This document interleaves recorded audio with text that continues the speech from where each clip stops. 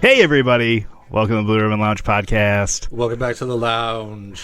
And here we are again, everybody. You know, it's getting to be that season, and I'm glad you're here with us. It's the season of friends and, you know, having a good time. Yeah. It's, friends, family. It doesn't feel like it here because it's been pretty good weather-wise. Yeah, I think it's starting to gonna take a turn, is what Terry Swells was saying. Oh, T. Swales, you son of a bitch. And having, you know, your friends and your family around for this kind of season. We just passed Thanksgiving. We're heading into Christmas. We wanted to have a guest down here in the lounge. Yeah. You want to intro your friend, Dave? Well, do you want your last name said? Or? Let's not do last names. Okay. No, never last names. We got with us today Steve. How you guys doing? My name is Steven. He's here. Yeah, I'm here. And you know what? Maybe we can't give such a great intro because we're saving why we brought you in for a little later in the podcast. Yes, as our expert expert witness. Yes. You checking any good movies lately? Do you have any Christmas movies you like, Dave? Steve? Dave? Get him, Steve Dave. Favorite Christmas movie is always, National Lampoon's Christmas Vacation. Oh, that's a fucking classic for sure. That's a good one. The Christmas Story. Christmas Story. Yeah. You put your eye out, kid. The new one? Is there a new one? They have a new one out. Oh, no. Oh, they're making like in part 2 or something. Yeah. That one looks interesting. Ever seen the one with Santa Claus with Mel Gibson? No. He's like an assassin. Where he doesn't give any of the Jews presents. Well, I guess they wouldn't have Christmas anyway. Right. They're Hanukkah. Yeah. Dave, I was trying to remember on the way home from work today. Did you ever see that? I think it was like a what's it called when a bunch of shorts in a row, like not an episodic Anthology? An anthology, Christmas anthology, and it's like a horror movie. But I think one of them's like the Krampus. One of them is like Santa goes crazy in a mall and kills a bunch of people.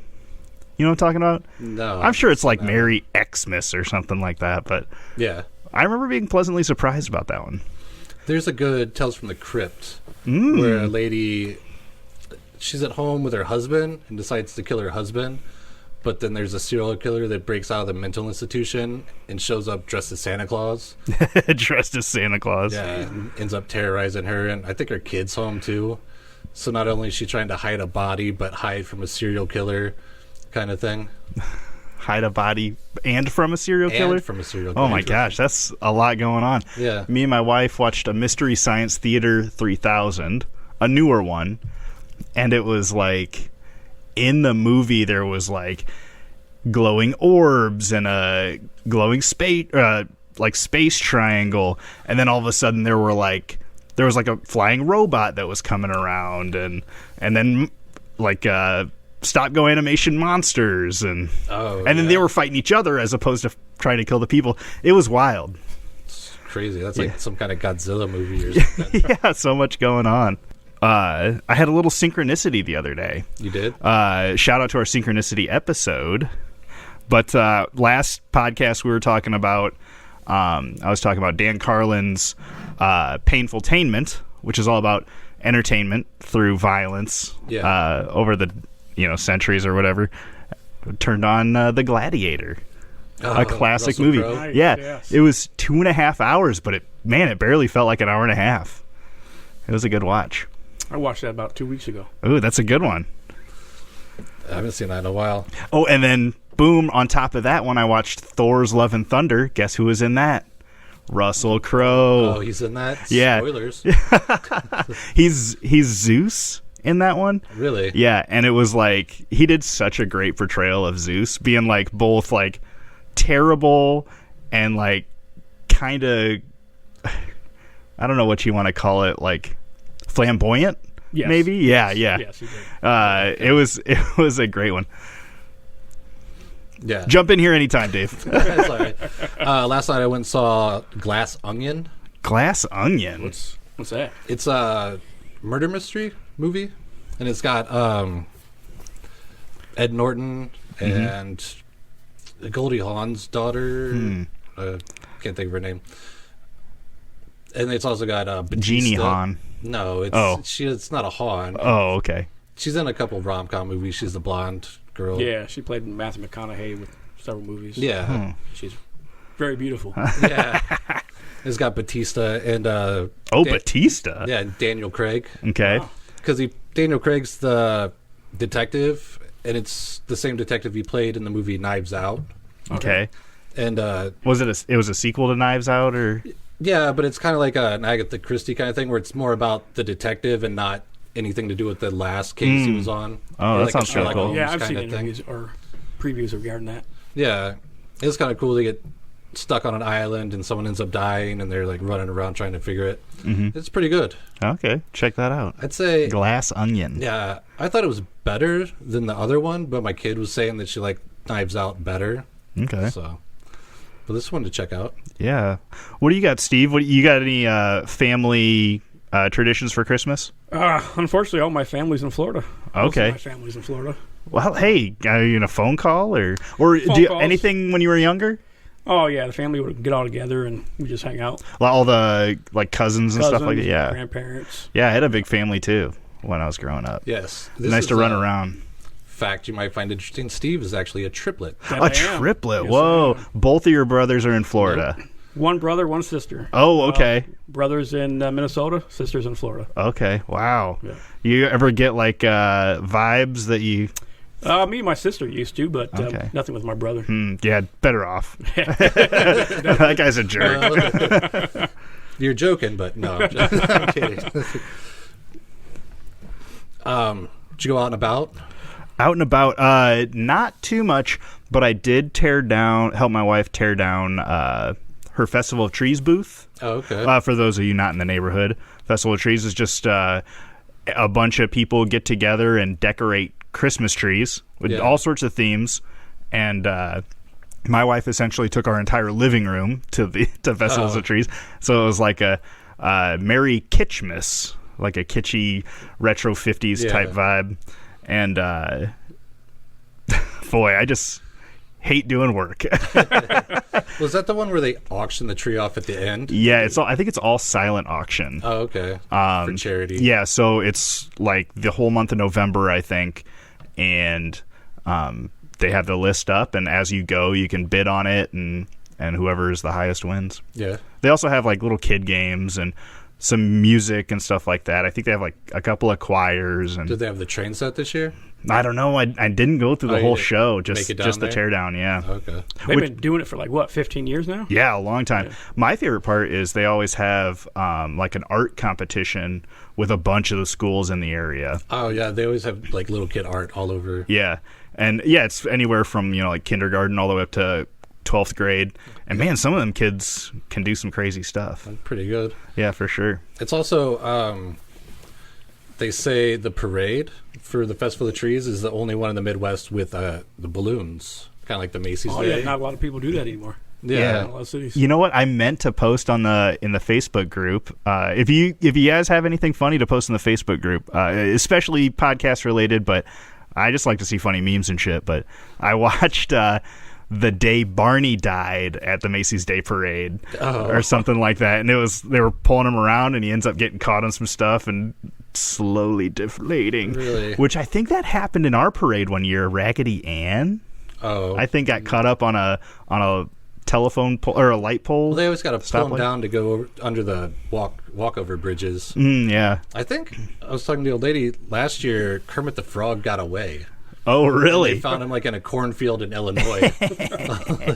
That's funny. That parade isn't a bi-state parade, is it? That one is not. Not okay. The St. Patrick's Day is. Okay. And I think that's the only bi-state St. Patrick's Day parade. Ooh, hell yeah. Yeah. So we have that honor. I wonder how many like bi-state areas there are. I guess probably all along the Mississippi. Yeah. St. Louis has got both sides. Probably New Orleans, Yeah. And like, what is it? Memphis, maybe. Oh, those are both all Minnesota. What's the one right above us? Well, Wisconsin, The other one. Massachusetts, Minneapolis, Minnesota. Minnesota. Yeah, because it's Minneapolis, St. Paul, but it's still the same state. No. Right, Okay. yeah. Yeah. I went out to Princeton over the weekend. Oh, Princeton, Iowa? Princeton, Yeah, Illinois. Princeton, Iowa. Okay. And went to a place called Go Fish. Oh, that place is kind of cool. Yeah. It's super small, I feel like. Yeah, but it's also for boats. I think in the summer they have a huge patio downstairs and stuff. But their food is delicious. Yeah. Really? I think I got like a spicy chicken sandwich from there one time. It was pretty good. And the wife raves about their shrimp, their jumbo shrimp. Yeah. My lady got the fish tacos. They were excellent. She was sad that there was only 3. And I got their pork tenderloin. Okay. Because on the menu it said, world famous. And World famous. Where is Princeton, Iowa? Princeton, Iowa. It's right past LeClaire, Iowa. Oh, that little small town. Yeah, Okay. like the only thing there Wow. is the Go Fish Go arena. the there. Go Fish and the gun range is why most people The go there. Bridges, I think, used to be out there. Yes, okay, that's right. Yeah, and the gun range is right past that too. It's pretty sad. I grew up in LeClaire, didn't even know where Princeton was. Yeah, it's like next door. You were always going the other way to Yes, the definitely. big city. Yes. Yeah, Yeah, that was pretty much my couple of weeks in a nutshell. yeah. I think I have it written down.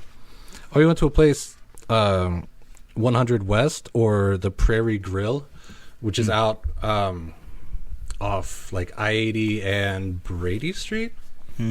Like kind of by where Michael's Fun World is. Okay, yeah. Yeah. And on, I think it was Saturday, they had a fish fry, or maybe it was Friday, but it was all you can eat Yeah. and just delicious. And Put it in. yeah. And like the batter was like kind of peppery tasting, but the baked was like super awesome. But like also super filling because I'm like, I want to get the all you can eat, and they bring out 5 pieces. And then they brought 2 more, and I'm like, okay, that's good. they knew your limit. Yeah, but there was like a waiter and a bartender, and they were both like hilarious and like fun to hang around. It was like a kind of like a secret. I probably shouldn't say because it's attached to the Steeplegate Inn, so a lot of people wouldn't go to a. Do they have? Hotel Is to their get logo food. like a marlin, like a sailfish? No, that's That's one on Brady, I think you're talking about. Oh, okay. Thunder yeah. Bay. Yeah. Oh, Yeah. okay. Yeah. Same area, but you got to go down the little access road to get to it. Oh, okay. Yeah. Yes, but very good. I would recommend it. It wasn't that busy, so I'm like, they got good food. Excellent. Get some people in there. Now all 5 of the in-town listeners will be there next time. You guys ever tried Grubbies or Groobies downtown Groobies. Davenport? It's like Grunchies? It's near there. Okay. It's off of North or Pine. Never heard of Amazing it. food, very very cheap, and you get a lot. Okay. Yeah. Okay. Off a pine. Gun? Not Gunchies. No. Oh, it's- okay. It's either Groobies or Grubbies. All right. Yeah, it's pretty good though. Is it just like bar food or? They have a bar next to it. I mean, you order and then you take it with you. Oh, okay. Their cheeseburgers are massive and absolutely amazing.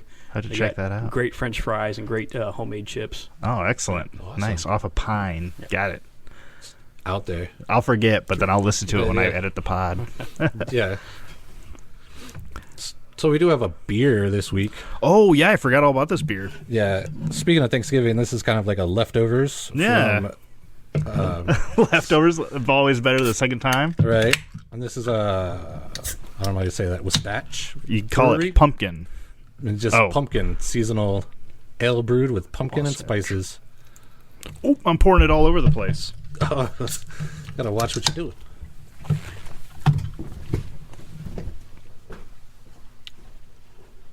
It's definitely interesting. Yeah, are you into pumpkin beers? Not really, but this ain't bad. Yeah, it is smooth caramel with spice. I'm a plain guy when it comes to beer. Coors Light, I'm happy. Coors Light. Yeah. Yeah. I'm a PBR guy, if you can't tell. That's pretty good. Yeah. It's only Easily drinkable. it's 10 bitter units, 10 bitter units. so it might be a little more bitter, but I think I feel it on that Yeah, it's got a aftertaste. little aftertaste to it. yeah. Not terrible at all. Yeah, I think it just comes in a 6-pack, and that's probably all you need. You wouldn't be getting sloshed on these. Upset your tummy. Yeah. Just like too much pumpkin pie. Upset your tummy. Yeah. What was that meme where it's like, hey, do you want to eat a dozen hard-boiled eggs? And they're like, no. Well, how about we cut them in half, take the yolks out, mix them up with mayonnaise and mustard, and stick them back in? Like, hell yeah, I'm down. I mean, you son of a bitch. Yeah. So you want to get into the meat and potatoes? Let's do it. Let's just get right into the dang thing. All right.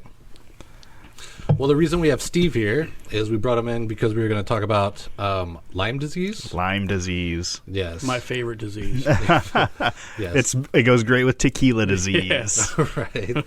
Little salt and lime disease. But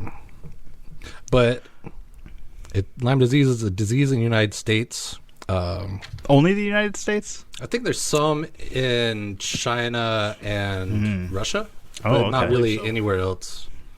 Yep. And I think Canada got some, but they think it's because of birds flying down here and then taking it up there. Yeah. But it is caused by the bacterium Borrelia burgerdorferi. Well, because the guy who discovered it was Dr. Wilhelm Willy Willie. Burgerdorfer. And then there's a rare other version that's Borrelia mayoni? There's two different versions. Yeah, there's like a more serious one. Oh, okay. Yeah. It's transmitted to humans through infected blackleg ticks. Blackleg ticks. Yes. And maybe you can tell me if this is right, but the symptoms include fever, headache, fatigue, a skin rash, and if not treated, it can spread to the joints in the heart and the nervous system. That's correct. Unfortunately, which I got. Yeah. How did you know right away? So typically when you get Lyme disease, you get the red rings around the bite mark. Unfortunately, I did not get that. You didn't get like the bullseye? I did not. No. Had you ever had I'm assuming you had a tick Plenty of bite ticks you. because as a kid, my parents and I, we always go camping, and for the weekends, every Friday night we'd leave and come back Sunday evening. Yeah, you guys, where was that? That was in Illinois. That was in Illinois. Place you had. Loud Thunder. Loud Thunder, yeah. Is that where you got it? That's where I got it. Yeah. Wow. Yep, well, we were actually in the car. We went somewhere, and I noticed on my leg that I thought I had a spider. I tried to flick it off. It wouldn't go anywhere. So I looked closely, and sure enough, it was in my skin. Very, very small, smaller than a freckle. Didn't really think of anything of it because Lyme disease was, not really knowing of that time. Especially, I'd imagine, not around here. Yeah, I mean, I was in 5th grade, so 19. Lyme disease wasn't your major study. Correct, yes, very true. But, I think the weekend went by. We came home, and we were helping my dad rake leaves in the yard, and I stated that my leg was hurting. They, of course, thought I was just trying to fake it to get out of raking leaves.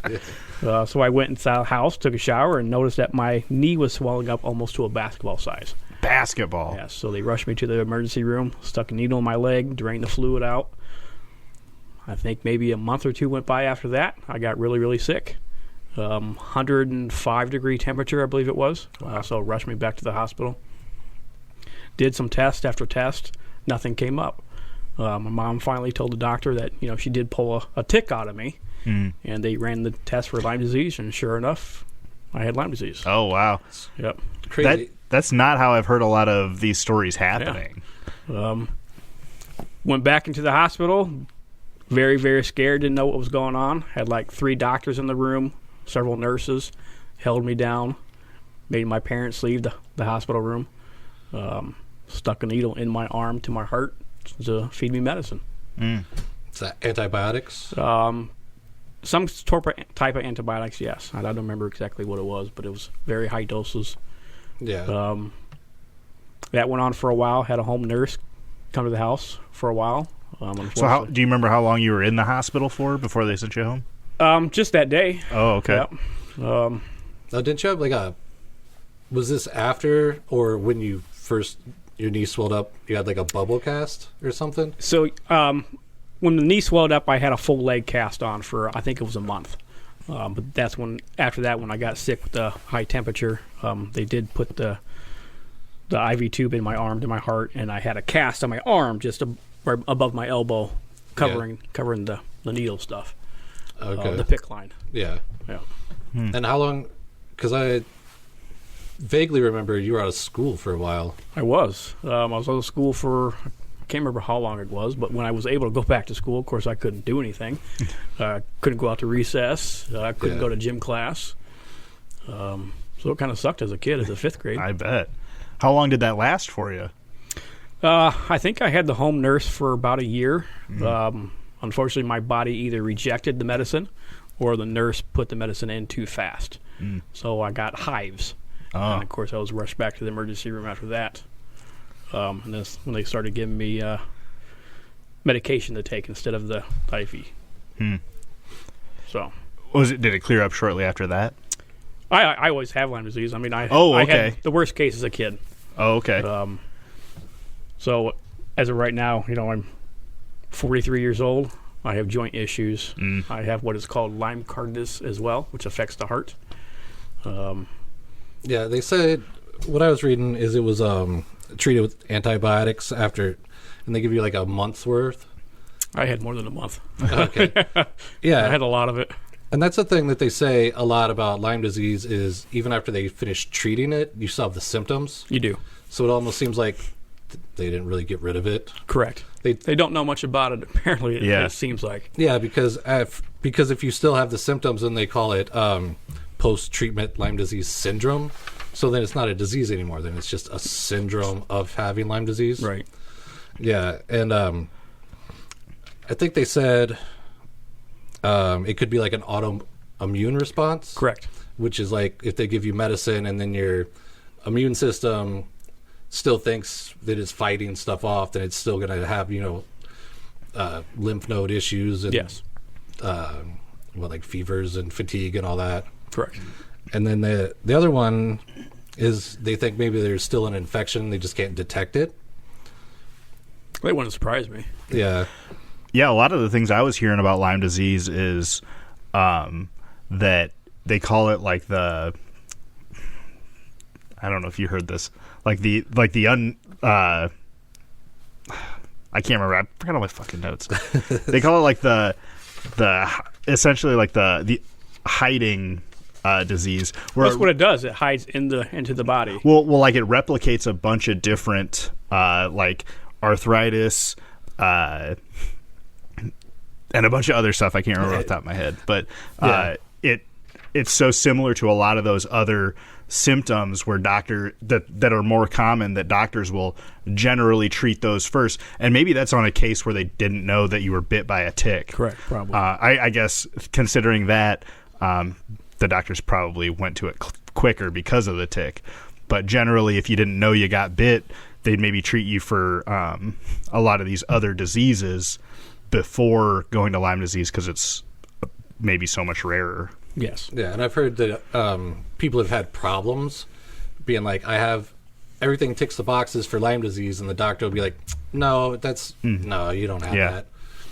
And even like that's one of those WebMD things like, Doc, I think I got Lyme disease.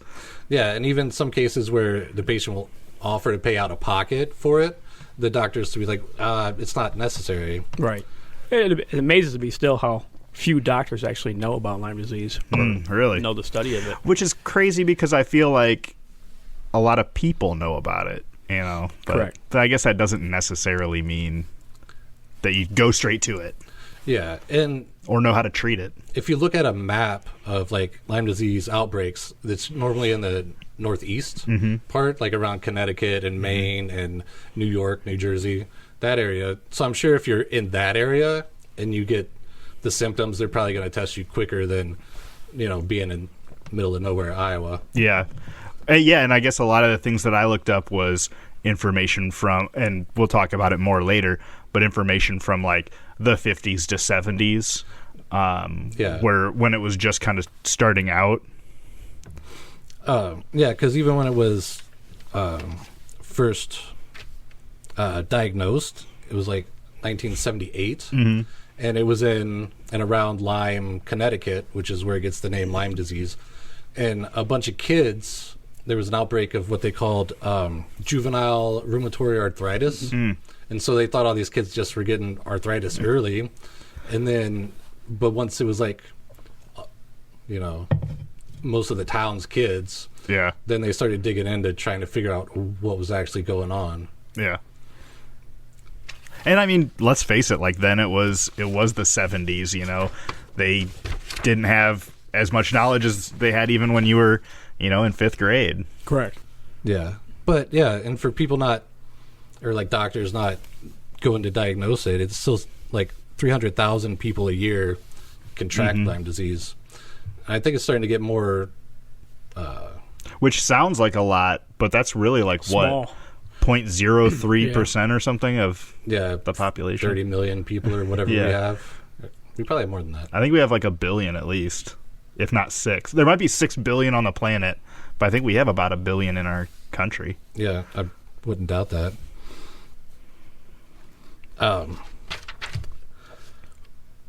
But yeah, Well, even today, I mean, I went to see the doctor in September.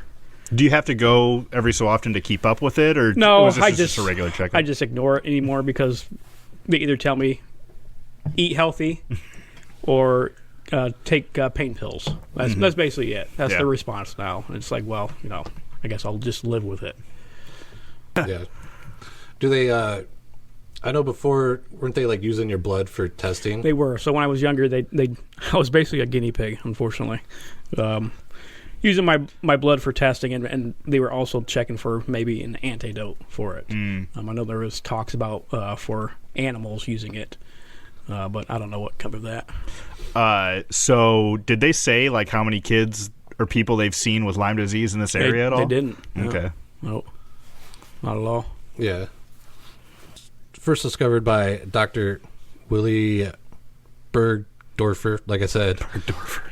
And there's actually a representative from New Jersey, Chris Smith, who's been like, he sponsored the Lyme Disease Initiative Act of 1998. And he's also like pushed a lot of bills trying to get the government to establish like a responsive and comprehensive scientific strategy to help people that are ill with Lyme disease. Because he's from New Jersey, and he said he can't go to any kind of rally or meeting without someone coming up and being like, hey, what about this Lyme disease thing? And he actually, this is where we can kind of jump into the woo part of it.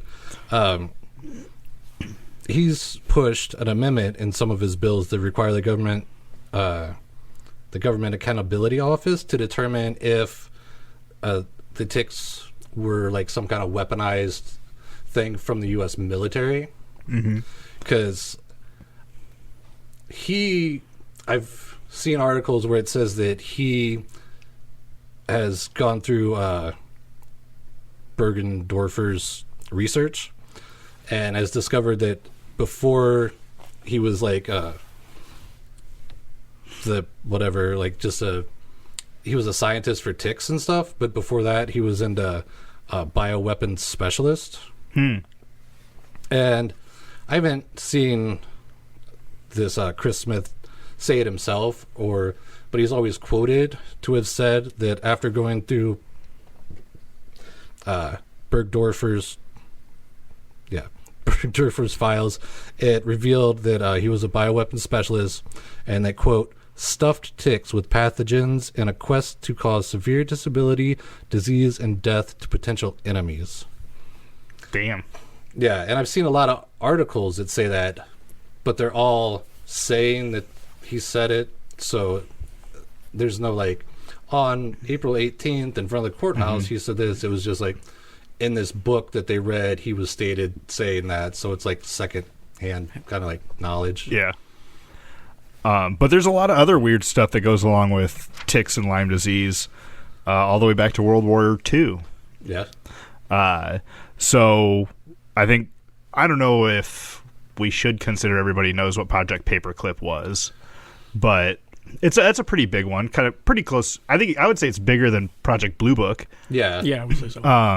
Where after World War II, that I think it was Russia and the United States kind of divvied up the scientists as opposed to, sending them all to the gallows where I mean, everything that I've ever heard, the Nazis had, I don't know, I guess maybe at gunpoint, made a lot of technological revolutions. So it's almost logical that you would want to get some of those big brains behind it. Yeah. And one of them was, what was his name, Dave? Eric Traub. Yes. He was one of the big shots we got from Germany, and he worked directly under Heinrich Himmler, and he experimented with bioengineering or bioweaponry in Reims Island, just off the coast of Germany, I think it was. Yeah. And do you have more to add, Dave? Well, from what I've seen, he did a lot of research with it's either called foot and mouth or hoof and mouth disease. Yeah. Which is disease that affects cattle, but it can also cross over into humans. And they think that he was trying to use it to somehow like poison Russia's cows during the war, so they could, starve the army out. And was that by ticks too? It didn't really say, but he was doing it, but they know that the Nazis were experimenting with like dropping ticks from planes. I couldn't remember if it was ticks or just bacteria, but it was ticks. Yeah, it was ticks. Yeah, and when he was brought over in Operation Paperclip, he did end up going to a couple of bioweapons places. There's Fort something, and then eventually Plum Island, which is an island that just happens to be like 8 miles off the coast of Lyme, Connecticut, and it's also like a mile away from, was that Long Island? Yep. Yeah. And he was actually been documented being there at their opening, and then later on when the director, his friend, retired, he was at that ceremony too. But I guess he only did like 4 or 5 years, because he went to Yale and like shared some knowledge and then worked at Plum Island, and then ended up going back to Germany to do more like this bio research with whatever he's doing. Which is weird because they kind of like let him go, Yeah. I would think, for his war crimes, you'd be like, you're going to be where we know you are at every given time. And I guess maybe they know where he is still, even if he's out of country. Right. And if they got all his notes and all his help to explain them. Yeah. Because, I mean, the guy who helped start NASA, I think he never got sent back to Germany. He stayed here. Yeah. And do you know, Dave, if or Steve, have you researched any of this, Steve? I actually did after I was asked to come up here. Okay. I looked into it because I didn't hear anything growing up as a kid. Of course, after I thought I was done with Lyme disease, I moved on with my life. Yeah. You never have any crazies be like, that Lyme disease is caused by the government. No, never. Well, I believe that Project Paperclip, I don't know how open it's been, but I believe it's been like fairly confirmed, and some of the documents have been released. I mean, we know the guy was a Nazi and he was working on Plum Island and stuff. Some other pretty interesting operations. I always love these names. What was the one we were talking about with 007? It was like Project Grill Flame or something like that. Something like that. Yeah, one of the things I think people would question the most is the government testing on people. Yeah. And I found a couple of other operations where they did. So at the beginning of the Cold War, I couldn't find an operation name for this, which is a bummer, but there was they were taking soldiers and putting them onto Navy ships, and they were testing nerve gas and stuff out on them.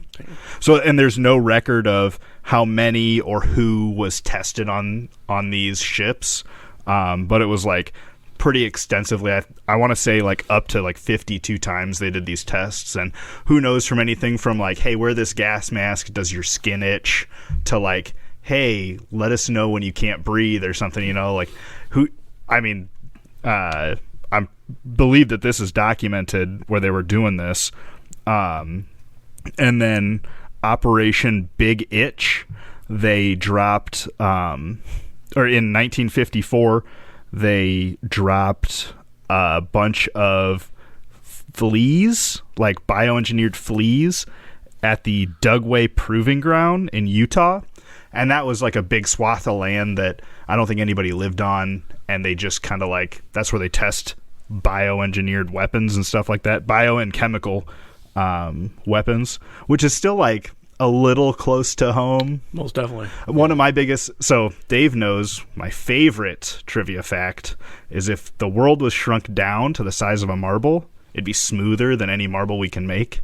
Number 2, my favorite is that there is traces of like LSD on Mount Everest, because once you make it, it never goes away, and then it gets into water, and then it gets into rain, and then it kind of goes everywhere in the clouds. So like everything they drop there is still somewhere else. Yeah. And then the last one I found was Operation Dropkick, and this hits closer to home than any of them, I think, is they let a bunch of mosquitoes out of a plane in 1956 over Savannah, Georgia. And I didn't look it too far into these because I wasn't trying to get sidetracked. Yeah. But like the government has a history of testing on people. Yeah. So like to think that this couldn't possibly be something. Well, what a better way to pass on a bacterial disease during wartime. Yeah. I mean, and I guess there is the thing, like, these were obviously like dropping from planes and stuff and testing on boats. But I mean, who knows if this was something that got out or they released, you know? Well, they were saying on Plum Island, a lot of the cattle that they were testing for the hoof and mouth disease were just in open air pens. Yeah. And so Mosquitoes that get into them. mosquitoes, or like, it used to be an army base before, and there's been reports that they did like drop some ticks in the firing range area. Mm-hmm. Like probably seeing if they could A, survive getting dropped out of a plane, and then B, they're like, well, ammunition's going to blow them up. But they probably didn't take into account for like birds flying, because it's only 8 miles. Yeah. It's not that far for a bird to fly over here, get a tick, fly over there, drop it off, and a bunch of kids start getting sick. Yeah. definitely. So what were some of the things that you saw about it? Mainly the Plum Island came up. Also, I don't know if you guys ever seen the movie Outbreak with Dustin Hoffman. I think I've seen that. It's been a while. The first kind of scenes it goes into is an Army medical facility, and biohazard level 2 is Lyme disease. Oh, really? Yeah. Wow. Yeah, and I think Plum Island is a level 2 bio spot. They had all their facts right. Yeah, so it's definitely interesting. Yeah. And the thing that gets me is that they're like, here's a month worth of antibiotics, and if you still are sick, then that's on you. Yeah, that's it. Basically, Yeah. you deal with it. That's what I'm getting. Yeah. Well, and so now Lyme disease is in every state except for Hawaii, and who knows if it'll go there? Because, I mean, I would imagine a lot of that has to do with how easy it is to drive by car and fly now. You know, these are things that if you were to try to drop a bunch of diseased ticks into Russia, you know, that's far away, but in 20 years, who knows where it's gonna go. Yeah. Well, even now with some of the spy planes we have, that's not that far. Yeah. They're like, hey, you want to go for an hour flight? And you just go. You're like, because I've heard those guys talking where they're like, oh, we'll head out with the Horn of Africa, take a left. Next thing you know, you're above like London, and then you take another left and head back and being back in California in like 45 minutes. Damn. Yeah. But they're also like stratospheric, so less wind drag. Wind resistance, yeah. Let's see what I got here. Yeah, the Yale School of Medicine sequenced like the code of the Berger's bacterium or the Burger Dwarfers thing, and I like how every time you try 6 different ways to say it. Burger Dwarfer. But they've came up and said that it traces back to the American Northeast. Yeah, and I guess maybe this could be a triggering episode for people, with all this COVID business. Oh yeah, yeah. Who knows what was going on with the Wuhan? Yeah, even if and we're not going to get into that. Yeah, but I'm like, but Yale was one of the places where that Eric, whatever Straub, yeah, visited on his tour and like helped their research study. Mm-hmm. So it's kind of suspect that they're like, oh, but also there's a version or like a part of the DNA that goes back 60,000 years. But I did see that where they like dissected a mummy and it had the bacteria that causes Lyme disease in it. But I think it's different because like people have the cells that are in cancer. Yeah. A lot of people do, but that doesn't mean you have cancer. Correct. Right. And if you sequence our DNA and they're like, oh, well, it's 80% pig DNA, that doesn't mean we came from pigs or like. Speak for yourself, Dave. But the new director of Plum Island, Dr. Larry Barrett, has been doing like a lot of PR work, and he even showed up on the History Channel's Monster Quest to talk about the Montauk monster, Okay. which washed up on shore off Montauk. Which is just right off the coast of Plum Island as well. Yeah, we did an episode about that too. Yeah. But that was a good episode. Check that out. yeah, so he's been like, and also like bringing like reporters and stuff on to show them this building 257 or lab 257, which was where they used to do all this bio research, but now it's all defunct and they have a new facility. Mm-hmm. So of course there's nothing in there, and he's like, see, it's not scary. Not anymore. He got sick Right. and died the next day. Well, and just like coincidence wise, like that's where Lyme disease started. But they also in 1978 they had an outbreak of foot and mouth disease in that area from the Plum Island research on that. That's pretty convenient. Yeah, and even as early or as recent as 2004, there were 2 incidents where the foot and mouth disease had an outbreak inside the lab itself. Like they're like contaminated their own cows and shit. Weird.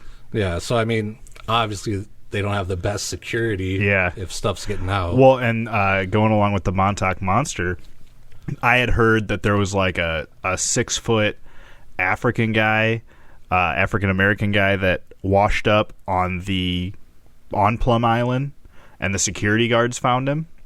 And from what the account said, he had like weird fingers, like extra long fingers or something, and he had like 5 holes drilled into his head. Ooh. Yes, I mean the finger thing, I don't know, that's not too weird. Also, like dying and washing up on the shore, like having holes drilled in your head. That's a different story. Yeah, that's a Yeah. pretty specific thing. I mean, either it could be experiments, could be torture. Both things not great. Mm-hmm. Yeah, because that's one of the leading like conspiracy theories is they're doing research like genetically altering animals, or also doing research on humans to see like to manufacture bioweapons. Mm-hmm.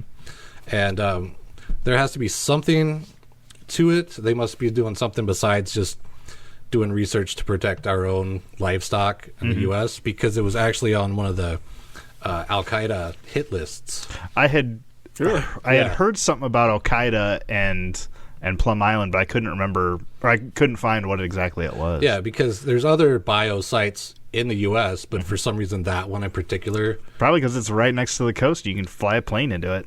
Yeah, or they know that they're doing some kind of bio like weaponry. Yeah, speaking of these other sites, I had heard that there's like 113 in a 2007 study. There was 113 bio facilities, yeah, and all of them refused to give information to the public as to what they were working on. That's scary. Yeah, and that goes against the Geneva Convention. But I forgot to turn off that. You might not hear it. Yeah, here's hoping. And sorry if you do. The refrigerator is what it is. Good thing we have these ice cold pumpkin beers. Pumpkin spice beers. But 2007, there were 113 bio experimental labs that refused to give up their information. George W. Bush gave them immunity from it against the Geneva Convention. Also, George W. Bush, Lyme disease, 2006. Oh, he got it? Really? Yeah. Damn. Also, along with Avril Lavigne. Yes. And Justin Bieber just recently got it. Oh, shit. Yeah. Well, So I thought that was kind of a turnaround, fair play type deal. yeah. Well, they say there's diseases that we have in storage that aren't around anymore, and a lot of people are like, well, why do we still have them if we've cured it? Weaponize. Yeah, can we get rid of it? And yeah, you weaponize it, because it's like smallpox. We cured it, but people who don't get vaccines or whatever, I don't want to get into that, but then there's an outbreak in like Disneyland Yeah. of that stuff because we're not used to it anymore. We got rid of it, and then once it's introduced, then everybody gets sick again. Yeah, or all these, the changing strains, like the common cold changes every year and stuff. That shit is meant to survive just like we are. Yeah.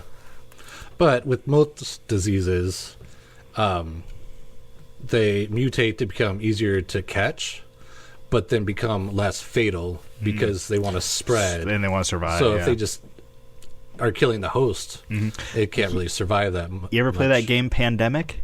I have. That's a good game. That's interesting. Yeah. Yes. Where it's like, for those who haven't, you are the bacteria, and you have to decide like how you want to transmit, how deadly you want to be, and then so the object of the game is to infect the whole world.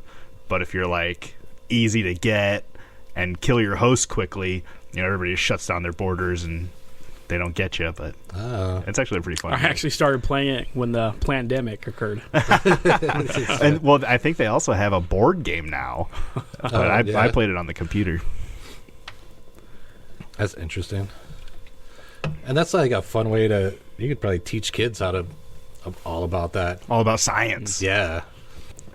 So I don't know when this was. I don't have the dates in front of me, but there was like some sort of congressional hearing about this Plum Island facility. Let me back up a week before that. They decided to move Plum Island to Manhattan, Canada, or Manhattan, Kansas. Yeah. And a week later, they had a congressional hearing. It was some sort of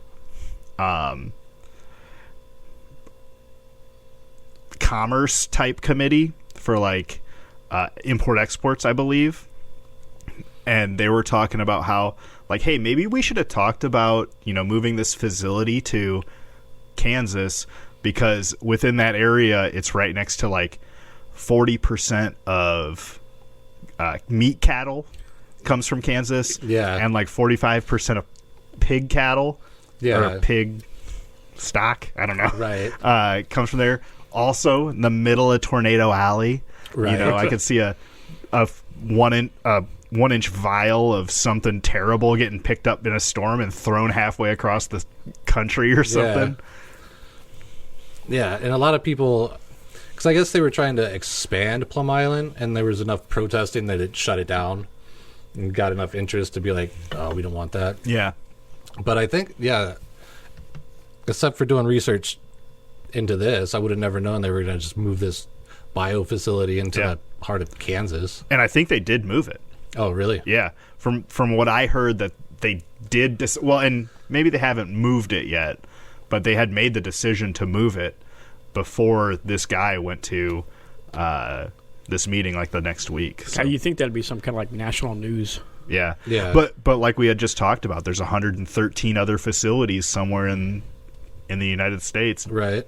And yeah, because that's interesting because you never know what's in your backyard. I just found out the other day that in DeWitt, they make those tiny tree air fresheners. Yeah. You didn't know that? I didn't know that. No. I was like, This guy didn't know where Princeton was. That's some chemical warfare. right?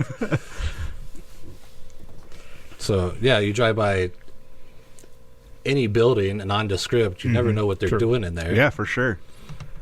I mean, it's crazy. It's also a little scary. Yeah, I mean, who knows? You see all these boarded up windows or boarded up buildings or, warehouses out in the middle of nowhere. Who knows what they're actually doing there?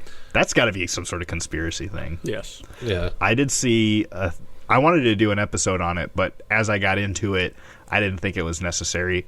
But like fake buildings in larger cities, they'll take like power stations instead of being open air. Like I got one right up the street, and it was right across the street from a school, for 50 years. But it's an open air power station where they take, what comes from the nuclear plant, they drop it down to 110 and spit it out to all the houses. But they take those in bigger cities and they build fake houses around them so that it's more pleasing to the eye. People can't get into them and hurt themselves, steal the copper, things like that. Yeah, I've seen that because there's places in California and some in Texas that are like oil wells, oil derricks, but they're inside a building and you don't know that they're drilling for oil right across the street. Wow. That's interesting. Yeah, that's cool. But yeah, it makes you think how many people in Lime or Montauk may not know, because they got their nose into Facebook and Fortnite. Right. Well, I'm sure there, if you go, there's signs everywhere. Anywhere there's a forest or like a dense bush. Yeah, it's maybe like, even watch on out for Lyme disease. Yeah, maybe even on the beach after stuff is washed up. I had heard that there were like 3 cases of creatures washing up near Montauk. I couldn't find anything else other than that one classic like bloated raccoon video. Yeah, but a lot of escapes. Come on, guys, tighten it up. Right. I can't get into my building without a badge. You can. Right. No, but that's pretty much all I have on Lyme disease. I do like that there are people out there trying to get the government to start, some kind of strategy to combat Lyme disease. Yeah. Well, and, between, like we talked about, maybe it's so rare that nobody talks about it, but also how much of that is maybe the government keeping big medicine down about it, because that stuff works both ways, right? Like, hey, I'll let you guys make billions of dollars if you don't talk about Lyme disease and how we made it. Wouldn't surprise me. Yeah, right. And well, that's the whole fentanyl thing. Yeah, big pharma just how are these getting street drugs getting fentanyl? Yeah, getting the lobbyists to pay for a congressman and have the congressman like pass regulations that don't regulate anything. And so like to me it's like if they're not talking about it still, and these things still aren't open, what else are they doing? How bad is it? Yeah. It even the stuff that gets released, there's a bunch of redacted information. Right. And like you were saying that it's, if you look it up, it says it's in every state. But if you look at a map, it's only really densely populated in the one spot. Yeah. So it makes you think it's not a big deal. Yeah. But yeah, I've heard stories of people. Yeah, it's not around us, right? Yeah, right. Well, no, so after high school, I moved to Florida. Okay. And I didn't hear about Lyme disease. I didn't know anybody who had it until I went to college again. And one of my best friends' aunt had it, and she had it pretty bad. Really? And she can't get out of bed because she's in pain. And it's like, God, I'm so glad I didn't have that. Yeah. But my knees didn't start affecting me until I moved back up to Iowa. So I don't know if it's the cold weather affecting it. Yeah. Yeah, I mean, now it's something you got to live with every day. It could also be age, too. Well, not like I mean, no, I mean we like are Damn, getting old. Dave. Damn. it's changing. Like the Lyme disease is changing. Correct, it could. Because yes. it says like if it goes untreated, it'll start affecting your joints and your nervous system. Oh, yeah, Yeah, my like- knees are crap. Yeah, Yeah. just like a slow drip of, teeny Poison. tiny bacteria in your Yeah. body. Yeah. I used to run a lot. Now I can't do it. I Damn. can't go to the gym without hurting. Damn. It sucks. does suck. It does. Yeah, and maybe that's it. Maybe the government's not willing to put it out there because they know they'll have a fat lawsuit on their hands. Well, and I think I heard some lady talking that it also could play a part in like autism because Lyme disease can affect like your brain and some It people. can, yeah. I heard that too. Yeah, Yep. where people will just become sluggish or even like paralyze part of your face. So I Affects the think nervous system a lot. yeah, and like you said, you've got big pharmacies or scientists that are funded to take care of one thing instead of like the big picture. So, because also, yeah, if you find the cure, then you're out of a business. Yeah. Can't get any more grants. Also, I was listening to some guys talk about at my work how they know more people now getting cancer than they've ever known. And maybe that's like maybe you normally get it later in life, but I wonder if it's got some sort of generational gap where like the type of and maybe this is completely off topic, but the type of plastic they were using in their baby bottles, when they were growing up, Yeah. it was bad, and so now everybody's getting cancer at the age of 50, 60.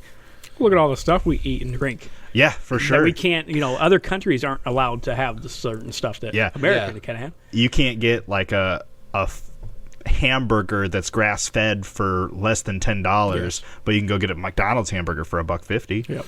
Yeah. Or like, what, a head of lettuce is $5, but a 2-liter of soda is $1. Yeah. It's like, you can buy 5, or what was the deal? 3 for $5? Like, Yeah. Yeah. Damn. Damn, that's a good deal, am I right? Well, it was around the holidays. But I've heard that too, like in other countries, they get like big portions of spaghetti and bread and all these carbs, but they're skinny because it's like all, Different. yeah. It's like I've heard that in France.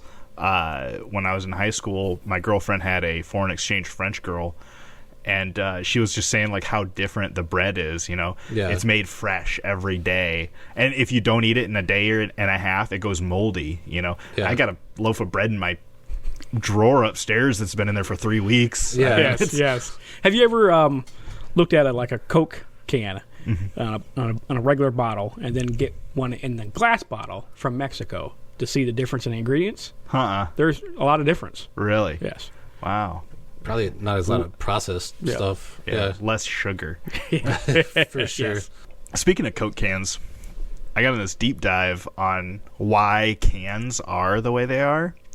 And it's like, ideally for a pressurized drink, you would want it to be round because that would be the skinniest wall, use the least material to have as much liquid in there. But you can't package that because you're losing like 60% of your volume. Right. And then if you were to do a square can, like a box shape, a carton, the pressure from the can would rip open the seams, so they'd have to be like 3 times as thick on all the seams, which would be like a manufacturing nightmare. Yeah. So it's like round on the bottom and round around the sides for pressure, and then it's long and flat on the top and bottom for stackability. So like, I don't know this, and then like the seams on it is like it's like some sort of double fold. I don't know. I was really into this video. How it's made. Yeah, it was something like that. Yeah. That's all I got. That's all I had. Well, hey, thanks for coming down, Steve. No problem. Man. I hope you had a good time. Oh, for your troubles, I got this these beer covered stickers for you. Awesome. Thanks, Appreciate it. thanks for coming down. I had such a good time. Thanks for bringing your friend, Dave. Yeah. If you guys have any ideas for podcasts, let us know. If you're an expert on it, maybe we'll get you down here. And say any outros. You want to say hi to your friends, family? Shout outs. You can say hey to Dave. Hey, Dave. Hey, what's up, Steve? Say hi to my nieces, Bella and Madison. There you go. Well, you guys have a good one, and be good to yourselves. Yes, and remember that dice are just dominoes living in the third dimension. See ya. See ya.